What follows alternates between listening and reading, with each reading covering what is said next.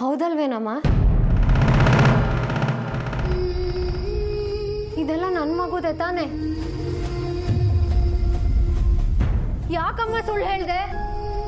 ಅಯ್ಯೋ ಅದು ಶಾಲಿ, ನೀನ್ ದಮ್ಮಯ್ಯ ಅಂತೀನಿ, ಮಿತ್ತಿಗೆ ಮಾತಾಡು.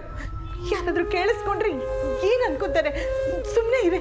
ಹಾಗಾದ್ರೆ ಇಷ್ಟು ದಿವಸ ನನ್ನ ಹತ್ರ ಸತ್ಯ ಮುಚ್ಚಿಡ್ತಿದ್ಯೇನಮ್ಮ? ಅಯ್ಯೋ ಅಂಥದ್ದೇನು ಇಲ್ಲಪ್ಪ, ನಾನು ಹಾಗೆಲ್ಲ ಮಾಡೇ ಇಲ್ಲ, ನನ್ನ ನಂಬೆ. ನಂಬಿದ್ದಾಯ್ತಮ್ಮ.